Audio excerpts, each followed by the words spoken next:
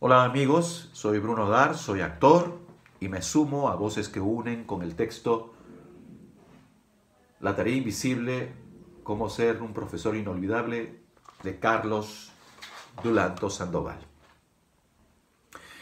Bien, ¿cómo llegué a este libro? Este libro llegué de casualidad buscando en las librerías algún libro acerca de neurociencia, filosofía, psicología, que son temas que a mí me apasionan, dado que soy profesor y actor. Y ambos pues me llaman a investigar, a investigar acerca del comportamiento humano. Es mi libro de cabecera porque además tengo mi escuela de actuación y yo lo uso y recurro a él para ser un profesor, un maestro inolvidable. Voy a leerles el segundo capítulo, Cerebros Mentores. El libro trata acerca de un personaje que se llama Alfredo Dulanto, ¿no? Y que está en coma, es un maestro que está en coma. Y en medio de este coma, él se pregunta por qué sus alumnos, sus exalumnos, no lo vienen a visitar a la clínica, al hospital. Y durante todo este proceso, él empieza a pensar y a percibir las cosas que escucha de afuera. Es decir, su cerebro sigue pensando, ¿no? Y sigue reflexionando acerca de su labor como maestro. En medio de todo este proceso, su esposa, llamada Bárbara, le hace leer pasajes de un libro de precisamente el autor, que es Carlos Dulanto.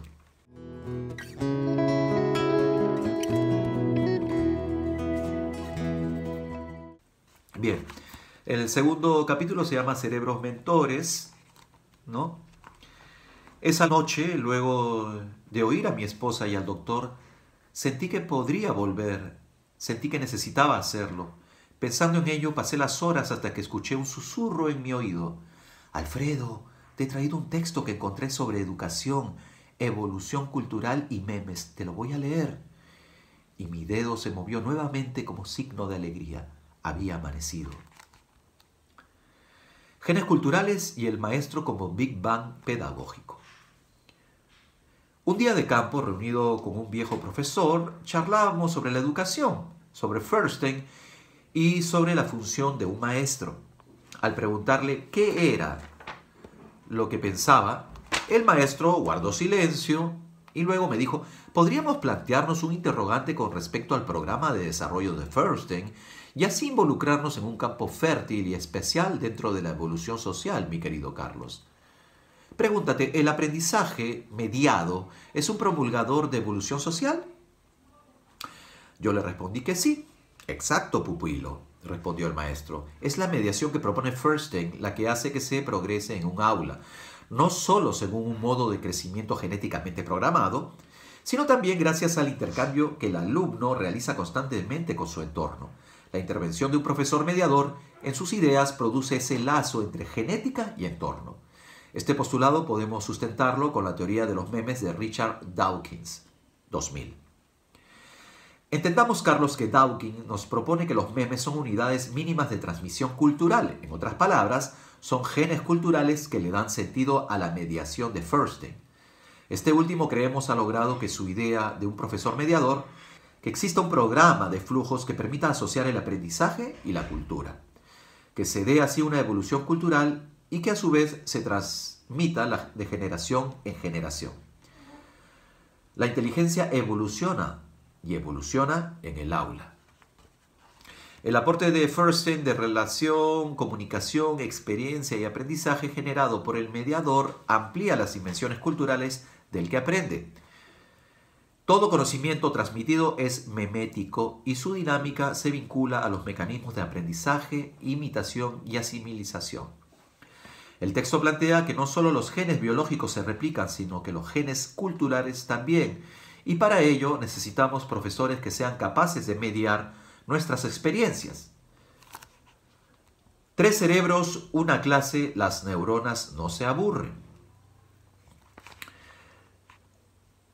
La educación creativa depende de un profesor que maneje los genes culturales, así como el conocimiento del cerebro de los alumnos y el suyo propio. Docentes que se reinventen a sí mismos. Debemos conocer nuestro cerebro. En cierta oportunidad leí una teoría de Paul MacLean que plantea que nuestro cerebro se divide en tres grandes partes y que dichas partes poseen distintas características que al ser estimuladas nos hacen reaccionar de manera diferente frente a cualquier evento. MacLean plantea que el primer cerebro de un ser humano es el cerebro reptiliano o complejo. Es el cerebro más arcaico, por lo que los neuroanatomistas llaman estría olfativa, cuerpo estriado y globo pálido. Es el cerebro que compartimos con los reptiles y con los mamíferos. Es muy probable que su desarrollo se haya procesado en varias centenas de millones de años. Es un cerebro potente, tan potente que es capaz de eliminar cualquier pensamiento y llevarnos a realizar acciones inconscientes. Es el cerebro de las masas. Es el cerebro que todo docente debe aprender a controlar en el aula. Es el cerebro de las necesidades básicas. Un profesor impulsivo puede romper con la armonía del vínculo de sus acciones si son agresivas o descontroladamente violentas. Sin embargo, si lo gestionamos de manera adecuada, puede resultarnos de muchísima ayuda, ya que se encuentra conectado directamente con los sentidos, y estos, a su vez, son reforzadores de la sorpresa. Si jugamos con el cerebro reptil de los alumnos, seremos capaces de mantenerlos alertas. Recordemos que este es el cerebro de la supervivencia, de los instintos. Jugar con este cerebro implica exponer al alumno a experiencias que impliquen movimiento y relación con entornos desconocidos, que puedan estar relacionados con algún tema o curso. Por ejemplo, enseñarles historia del Perú en el cementerio Presbítero Maestro, en una incursión nocturna o creando juegos de gimnasia cerebral, sacarlos del letargo de un aula y llevarlos al universo real de las ciencias, la calle. Los sentidos de los alumnos se encontrarán alertas y la información tendrá una imagen que se plasmará muy fácilmente en la memoria a largo plazo. Ahora déjenme presentarles el segundo cerebro. Este limita con el subyacente, de allí su nombre, cerebro límbico. Se desarrolló hace más de 150 millones de años y solo lo compartimos con algunos mamíferos. Es el cerebro de las emociones, lugar de la amígdala, en donde éstas se generan. Es así que enviar estímulos visuales que activen la amígdala resulta fundamental, ya que esta forma parte del proceso de creación de memoria a largo plazo. Diríamos entonces que una actividad emocional de la amígdala se correlaciona con la retención de información de los alumnos. ¿Cómo hacerlo? La respuesta es simple: convirtiéndonos en narradores de historias. Quiero que me diga con sinceridad, mi estimado colega, ¿alguna vez has llorado con alguna novela o reído sin parar con una película? Sí, pues allí está la respuesta. La trama lo cautivó. Lo llenó de imágenes que pudo sentir como suyas y reaccionó identificándose con ellas. Aquella película enamoró su cerebro límbico. Contar historias es el arte más sublime de un maestro, y si pone todo su esfuerzo en hacerlo, construirá mente en el alumno, dejando que éste relacione la historia con el tema del curso, dejando que sus emociones más profundas bañen los conocimientos. Es aquí donde nos convertimos en gestores de realidades paralelas y gestionamos las emociones de nuestros alumnos, los ayudamos a sentir positivamente y con ello podemos hechizarlos.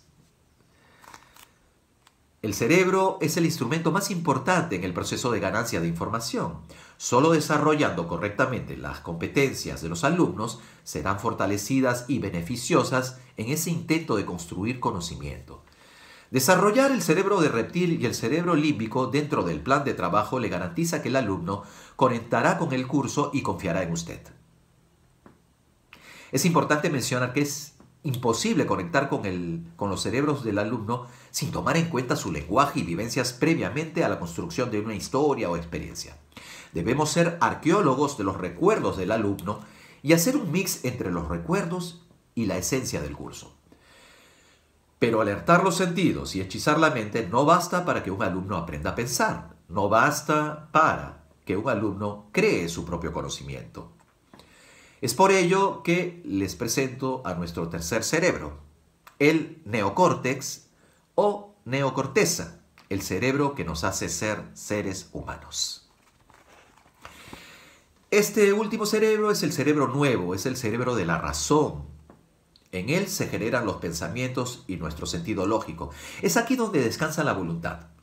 Como puede darse cuenta, la estructura de un buen curso debe ceñirse a la estructura biológica y mental de nuestra propia naturaleza.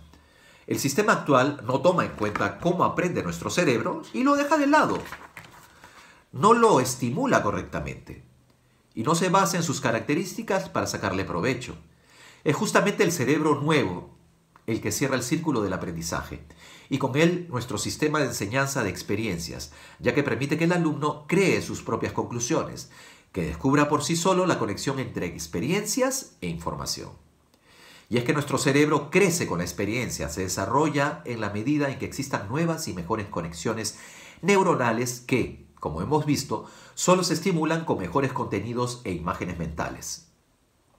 Enseñar a pensar no es dictar. Enseñar a pensar comienza porque los profesores entendamos que nosotros mismos debemos desarrollar nuestros cerebros, darnos cuenta de que este órgano rector tiene características que son vitales para el aprendizaje. Nuestro cerebro es plástico, vale decir que es capaz de adquirir información hasta el día de nuestra muerte. Por mucho tiempo se pensó que el aprendizaje se condicionaba a la edad y hoy, bajo la lupa de nuevas investigaciones, este mito ha caído. Una persona aprende si y solo si juega. Nosotros poseemos dos hemisferios cerebrales, el izquierdo, hemisferio de la lógica, y el derecho, el hemisferio de la creatividad, del pensamiento holístico. Cada uno de estos hemisferios posee una misión importante en el proceso de aprendizaje, que parte de la premisa de experimentar. Este proceso de apertura mental para el aprendizaje moderno se llama acondicionamiento cognitivo. El acondicionamiento cognitivo plantea una serie de pasos para entender cómo podemos ir desarrollando el cerebro de nuestros alumnos.